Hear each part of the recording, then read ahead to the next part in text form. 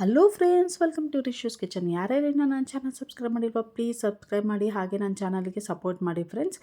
ನಿಮ್ಮ ಸಪೋರ್ಟು ನನಗೆ ತುಂಬ ರಿಕ್ವೈರ್ಮೆಂಟ್ ಇದೆ. ಈಗ ನಾನು ಒಂದು ಹೊಸ ರೆಸಿಪಿ ನಾನು ಮಾಡೋದನ್ನು ತೋರಿಸ್ತಾ ಇದ್ದೀನಿ. ಅದೇ ಸ್ವೀಟ್ ಕಾರ್ನ್ ರೊಟ್ಟಿ ಮತ್ತು ಟೊಮೆಟೊ ಗೊಜ್ಜುನ. ಟೊಮೆಟೊ ಗೊಜ್ಜು ಆಲ್ಮೋಸ್ಟ್ ನಿಮಗೆಲ್ರಿಗೂ ಗೊತ್ತಿರುತ್ತೆ, ಬಟ್ ಇದು ಸ್ವೀಟ್ ಕಾರ್ನ್ ರೊಟ್ಟಿಗೆ ಇದು ತುಂಬ ಒಳ್ಳೆ ಕಾಂಬಿನೇಷನ್. ಅದಕ್ಕೆ ನಾನು ಮಾಡೋದನ್ನು ನಾನು ತೋರಿಸ್ತಾ ಇದ್ದೀನಿ. ಈಗ ನಾನು ಒಂದು 2 ಸ್ಪೂನು ಎಣ್ಣೆ ಹಾಕ್ಕೊಂಡಿದ್ದೀನಿ, ಸ್ವಲ್ಪ ಸಾಸಿವೆ, ಒಂದು 5 ಬೆಳ್ಳುಳ್ಳಿ ಜಜ್ಜಿಬಿಟ್ಟು ಹಾಕ್ಕೊಂಡಿದ್ದೀನಿ, ಒಂದು ಕೆಂಪು ಮೆಣಸು ಹಾಕ್ಕೊಂಡಿದ್ದೀನಿ. ಇದಕ್ಕೆ ನಾನು ಒಂದು ಅರ್ಧ ಕೆಜಿಯಷ್ಟು ಟೊಮೆಟೊ ಚಾಪ್ ಮಾಡಿ ಹಾಕ್ಕೊಂಡಿದ್ದೀನಿ. ಟೊಮೆಟೊ ಬೇಯಬೇಕಂದ್ರೆ ಒಂದು ಸ್ವಲ್ಪ ಉಪ್ಪು ಹಾಕ್ಕೊಂಡ್ರೆ ಟೊಮೆಟೊ ಬೇಗ ಬೇಯುತ್ತೆ.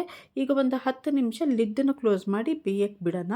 ಈಗ ಒಂದು 10 ನಿಮಿಷ ಆದಮೇಲೆ ಅದು ಸಾಫ್ಟ್ ಆಗುತ್ತಲ್ಲ, ಈಗ ಈ ಟೈಮಲ್ಲಿ ನಾನು ಒಂದು ಸ್ಪೂನಷ್ಟು ಗರಂ ಮಸಾಲ ಮತ್ತು ಒಂದು ಸ್ಪೂನಷ್ಟು ಚಿಲ್ಲಿ ಪೌಡರ್, ಒಂದು ಸ್ವಲ್ಪ ಬೆಲ್ಲ ಹಾಕ್ಕೊಳ್ಬೇಕು.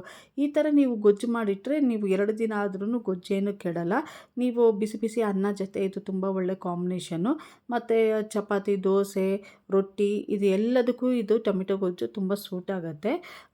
ಈಗ ನೋಡಿ, ನಾನು ಗರಂ ಮಸಾಲ, ಚಿಲ್ಲಿ ಪೌಡರ್ ಮತ್ತು ಬೆಲ್ಲ ಹಾಕ್ಕೊಂಡಿದ್ದೀನಿ. ಈಗ ಇದು ಒಂಥರ ಉಪ್ಪು, ಹುಳಿ, ಖಾರ ಮಿಕ್ಸ್ ಆಗಿರುತ್ತಲ್ಲ ಫ್ರೆಂಡ್ಸ್, ಹಾಗಾಗಿ ಇದು ತುಂಬ ಟೇಸ್ಟಿಯಾಗಿರುತ್ತೆ.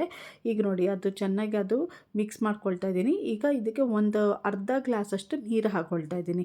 ಯಾಕಂದರೆ ಅರ್ಧ ಗ್ಲಾಸ್ ನೀರು ಇನ್ನೂ ಅದು ಟೊಮೆಟೊ ಎಲ್ಲ ಚೆನ್ನಾಗಿ ಸಾಫ್ಟ್ ಆಗಲಿ ಅಂತೇಳಿ ಅರ್ಧ ಗ್ಲಾಸ್ ನೀರು ಹಾಕಿ ಇನ್ನೊಂದು 10 ನಿಮಿಷ ನಾನು ಬೇಯಕ್ಕೆ ಬಿಡ್ತಾ ಇದ್ದೀನಿ.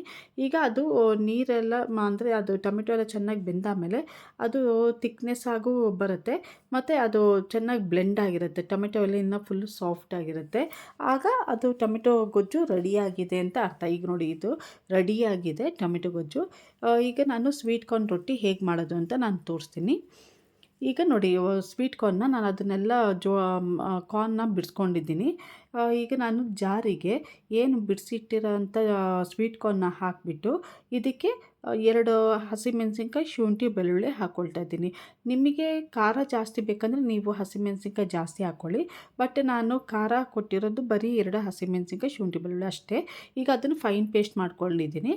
ಈಗ ನಾನು ಒಂದು ದೊಡ್ಡ ಈರುಳ್ಳಿ ಚಾಪ್ ಮಾಡ್ಕೊಂಡಿದ್ದೀನಿ ಮತ್ತು ಮೆಂತ್ಯನ ಚಾಪ್ ಮಾಡಿ ಇಟ್ಕೊಂಡಿದ್ದೀನಿ. ಒಂದು ಪಾತ್ರೆಗೆ ಇದು ಈರುಳ್ಳಿ ಮತ್ತು ಮೆಂತ್ಯ ಸೊಪ್ಪು ಚಾಪ್ ಮಾಡಿರೋದು ಹಾಕ್ಕೊಳ್ಳೋದು, ಮತ್ತು ಒಂದು ಸ್ವಲ್ಪ ಜೀರಿಗೆ, ಮತ್ತು ಏನು ಫೈನ್ ಪೇಸ್ಟ್ ಮಾಡ್ಕೊಂಡಿದ್ದೀವಲ್ಲ ಅದನ್ನು ಹಾಕ್ಕೊಂಡು ಒಂದು ಸ್ವಲ್ಪ ಉಪ್ಪು ಹಾಕ್ಕೊಳ್ತಾ ಇದ್ದೀನಿ. ಇದಕ್ಕೆ ಅದು ಬೈಂಡಿಂಗ್ ಕೊಡೋಕ್ಕೆ ಅಂತೇಳಿ ನಾನು 1.5 ಕಪ್ಪಷ್ಟು ನಾನು ಅಕ್ಕಿ ಹಿಟ್ಟು ಹಾಕ್ಕೊಳ್ತಾ ಇದ್ದೀನಿ. ಅಕ್ಕಿ ಹಿಟ್ಟು ಅಂದರೆ ಅದು ಅಕ್ಕಿ ರೊಟ್ಟಿ ಟೇಸ್ಟೂ ಬರಲ್ಲ, ಯಾಕಂದರೆ ಇದು ಸ್ವೀಟ್ ಕಾರ್ನು 2 ಕಪ್ ಆಲ್ಮೋಸ್ಟ್ ಇದೆ, 2.5 ಕಪ್ಪಷ್ಟು ಅದು ಪೇಸ್ಟ್ ಇದೆ. ಹಾಗಾಗಿ ಅದು ಸ್ವೀಟ್ ಕಾರ್ನ್ ಟೇಸ್ಟೇ ಎನ್ಹ್ಯಾನ್ಸ್ ಮಾಡುತ್ತೆ. ಓಕೆನಾ? ಬೈಂಡಿಂಗ್ಗೋಸ್ಕರ ನಾನು ಅಕ್ಕಿ ಹಿಟ್ಟು ಹಾಕ್ಕೊಂಡಿರೋದು. ನೋಡಿ, ಅದು ಗಟ್ಟಿನೂ ಇಲ್ಲ, ತೆಳ್ಳಗಿದು ತಟ್ಟ ಕನ್ಸಿಸ್ಟೆನ್ಸಿಲಿ ನಾನು ಈ ಕನ್ಸಿಸ್ಟೆನ್ಸಿಲಿ ಕಲಿಸ್ಕೊಂಡಿದ್ದು. ಇದೇ ಥರ ನೀವು ಮಾಡ್ಕೊಳ್ಳಿ. ಈಗ ಹಂಚೇನು ಬಿಸಿ ಇಲ್ಲ, ಅದು ತಣ್ಣಗಿದ್ದಾಗಲೇ ತಟ್ಕೊಳ್ಬೇಕು. ನೋಡಿ ಎಷ್ಟು ನೀಟಾಗಿ ತೆಳ್ಳಗೆ ತಟ್ಕೊಂಡಿದ್ದೀನಿ ಅಂಥೇಳಿ. ನೀರು ಹೆಲ್ಪಿಂದ ಅದನ್ನು ನೀಟಾಗಿ ಸವರ್ಕೊಂಡು ಬರಬೇಕು. ಈ ಥರ ತೆಳ್ಳಗೆ ತಟ್ಕೊಳ್ಬೇಕು. ಮಧ್ಯೆ ಒಂದು ಹೋಲ್ ಮಾಡ್ಕೊಂಡಿದ್ದೀನಿ ಫ್ರೆಂಡ್ಸ್. ಈಗ ಇದಕ್ಕೆ 1.5 ಸ್ಪೂನಷ್ಟು ಎಣ್ಣೆ ಹಾಕ್ಕೊಳ್ಳಿ.